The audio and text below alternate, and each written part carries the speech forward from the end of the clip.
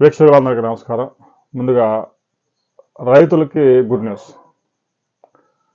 ప్రజల ఆహారపు అలవాట్లు మారుతున్న విధంగానే రైతులు కూడా సాగు చేసే పంటల్లో మార్పులు చేసుకోవాలి. అయితే ఇటీవల కాలంలో బియ్యం వినియోగం గణనీయంగా పడిపోతూ ఉంది. పట్టణీకరణ పెరుగుతూ ఉంటే రైస్ వినియోగం గణనీయంగా తగ్గుతూ ఉంది. పండ్ల వినియోగం, కూరగాయల వినియోగం పెరుగుతూ ఉంది. రైతులు కూడా అందుకు అనుగుణంగా పంటలు మార్చుకోవాల్సిన అవసరం ఉంది. వినియోగం ఏది ఉంది, డిమాండ్ ఏది ఉందో ఆ పంటలు సాగు చేసుకోవాలి. భారతదేశం స్వతంత్రం వచ్చిన కొత్తలో అమెరికా నుంచి ఓడలో గోధుమలు వస్తే తప్ప భారతదేశంలో 30 కోట్ల కుటుంబాల పొయ్యిల్లో పిల్లి లేసేది కాదు అని చెప్పుకునేవారు. ఆ రోజుల్లో కట్టెల పొయ్యిలు ఉండేవి కాబట్టి. అంటే ఆహార ధాన్యాలు కూడా దిగుమతి అయితే తప్ప ఆ రోజుల్లో 50 కోట్ల మందికి ఆహారం లేదు.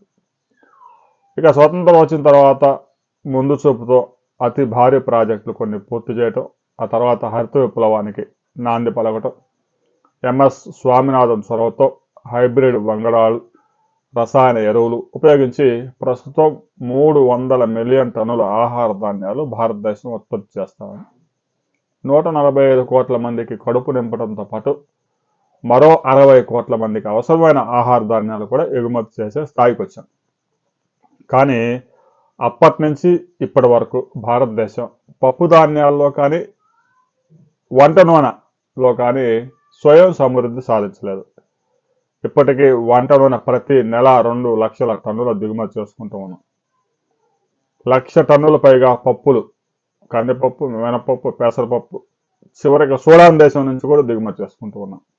ఆ రంగంలో మాత్రం మనం స్వయం సమృద్ధి సాధించలేదు. దీనికి ప్రధాన కారణం పప్పు ధాన్యాల పంటలు ఏవైతే ఉన్నాయో కంది, మినుము, పెసర, ఈ పంటలు సాగు చేస్తే రైతుకు పెద్దగా ఆదాయం రాకపోగా ఎక్కువ నష్టాలు వస్తూ ఉన్నాయి. రైతులు సాగు చేయడం లేదు. ఆ పంటల దిగుబడులు కూడా పెద్దగా ఆశించిన విధంగా పెరగలేదు.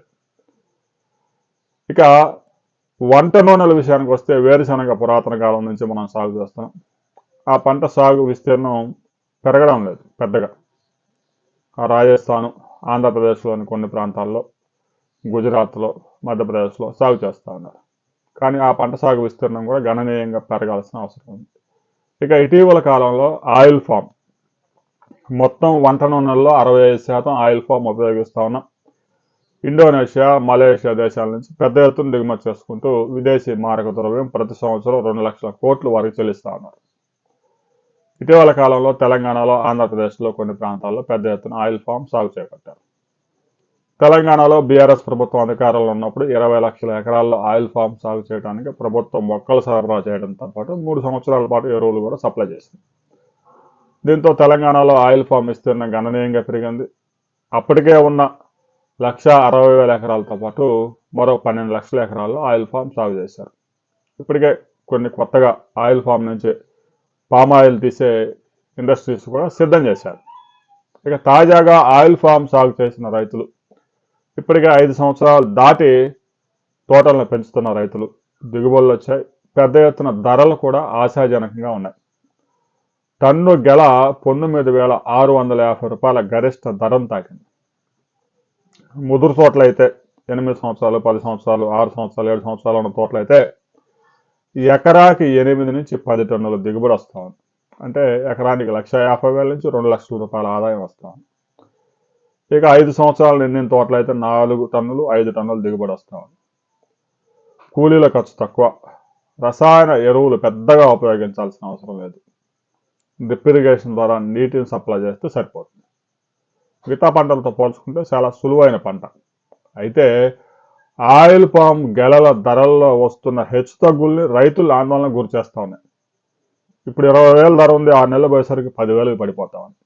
కేంద్ర ప్రభుత్వం దిగుమతులు, వంట నూనె దిగుమతుల మీద విధిస్తున్న ఆంక్షల్లో కారణంగా ఆయిల్ పామ్ గెలల్లో ధరల్లో విపరీతమైన మార్పులు వస్తాయి. కనీసం టన్నుకి 20,000 ఉండే విధంగా కేంద్ర రాష్ట్ర ప్రభుత్వాలు చర్యలు తీసుకోవాలి.